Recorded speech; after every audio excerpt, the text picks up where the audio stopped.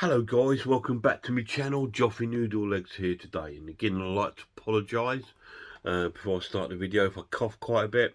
I have got coronavirus at the moment, so I might cough or snivel throughout the film, and I'm sorry about that. But today is my first day of my serial killer movie week. So I'm going to be reviewing 3 or 4 serial killer films throughout the week. The first one we're looking at is the film starring William Peterson and Brian Cox, and it's Manhunter. I've already did a video to this for the channel, but it got blocked by Studio Canal, which is a bit strange because I don't think it's even a Studio Canal product. But there we go. Manhunter. So, little synopsis on the film. The film sort of starts off in like this beautiful area of, like, I don't know if it's Los Angeles or wherever they are. Could be just like an island, and they are there. There's a police officer talking to Will, who's like a psychologist, sort of like investigator, who's renowned history for catching serial killers. When he investigates the crime scenes, he tends to come into the role of the serial killer, and he sees it how they saw it. So they like to use him, and he's at the moment he's in this beautiful sort of beach, living on the beach house with his wife and son. I think because his last case got him so deeply involved that he wanted to escape and not do it anymore. But they've come back to ask him to help out with this new case because because they really need his help to catch this killer.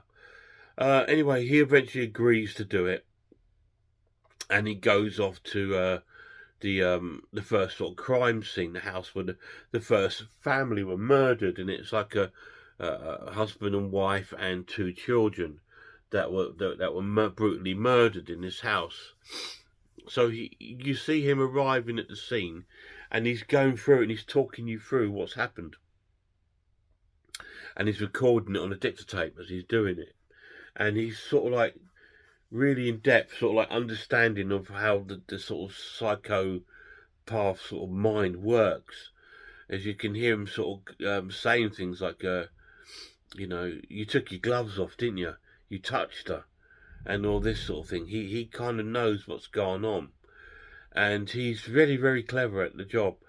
And he goes through like the parents' room, and there's blood splattered everywhere, and then he goes through the way that they were killed. It's quite brutal, and about the children, and he discovers that the husband and the children were killed in minutes, but the woman he sort of like hanged on to for a while, and did something with mirrors with her.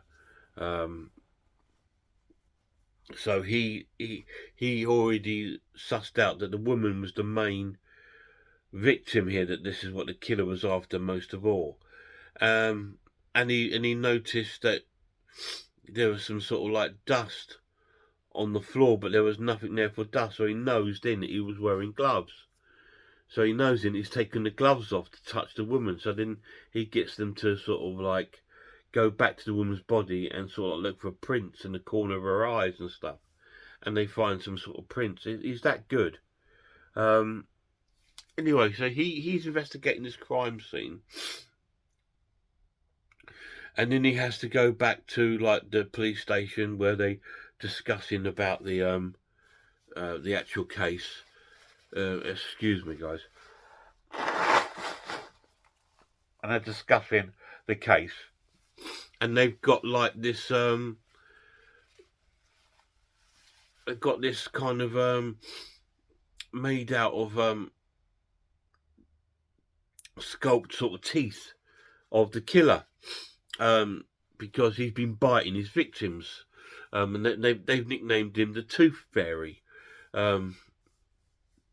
So all the police are out looking for this guy and stuff like that, and Will was caught up talking to other police officers and that about his previous cases, and because his last case it was helped to catch Dr. Lecter, Hannibal Lecter. So they're talking about that and things like this.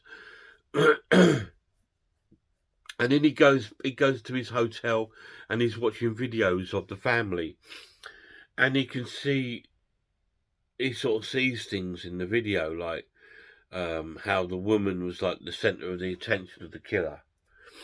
It's really eerie how he sort of works it all out. It's very, very clever. It's really, really cleverly made.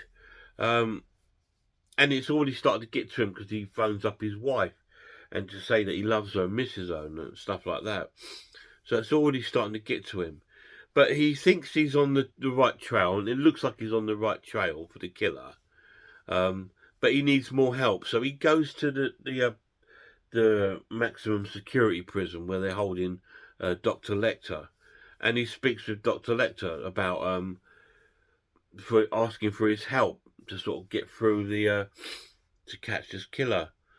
And the story sort of proceeds on it. Dr. Lecter gives him some ideas that he's obviously watching the victims from outside the house before he's doing it.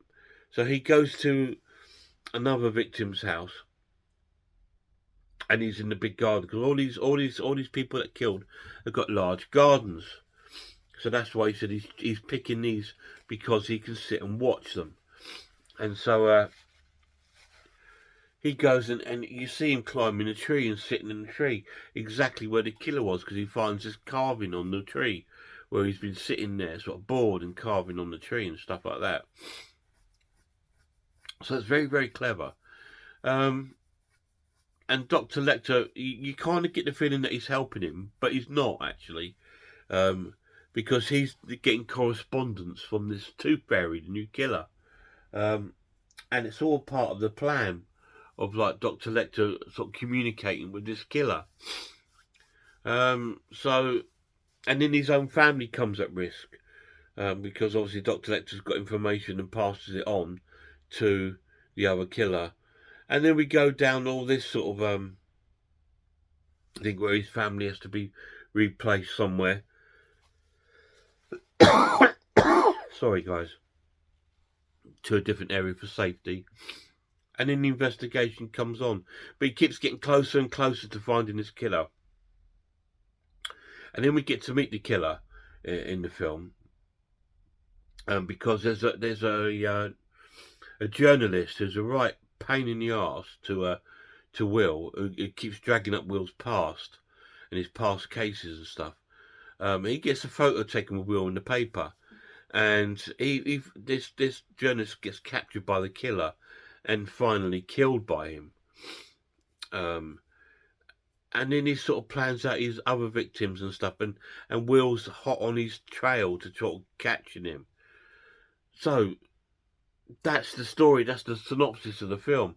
I don't want to say too much because I don't want to give too much away, but it's a really cool film. It's really, really good.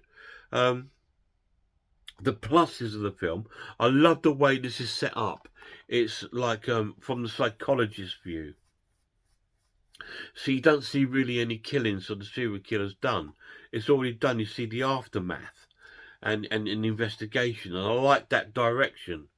And it's quite eerily presented with some good soundtrack music, and that's really, really cool. It's really well acted. Brian Cox is great as Dr. Lecter, and what's his name? William Peterson again is really good as Will Graham. It's really, really cool. It's really well acted, and some other good actors throughout the film. So, and it turns into a sort of sort of Silence of the Lambs kind of film. I think it's a bit more than that, to be honest. This was made before the Silence of the Lambs films, but it's sort of based afterwards, obviously, because Dr. Lecter's been caught. So it's really, really cool. And the killer is really good as well. Played really well part as well. He's quite convincing, and I really enjoyed that. The negative for the film, there is one. I think it's really lavished, if you know what I mean. The prison looks really lavished, a bit like a big posh building. The sunset beach is a really lavish setting, and it's all filmed like that. And to me, that sort of took me off it a little bit, just because I like my serial killer films to be a bit more downtrodden and not so lavish. When you see the film, like let's say it starts off on the beach, it's a beautiful setting, beautiful sunset, and a big conversation, and then we go to the hotel where Will stays. It's a beautiful hotel. You go to the sort of like maximum security place where the Dr. Lecter looks really nice and beautiful, and everything looks really pristine and clean and lavished, and it just that sort of like took me out of the serial killer sort of thing, really, which is the only sort of negative to the film. Because apart from that, it was spot on, and it was a completely different way of looking at a serial killer film, which I really loved. So I'm going to score this an excellent watch and give it a 9 out of 10. It probably would have got a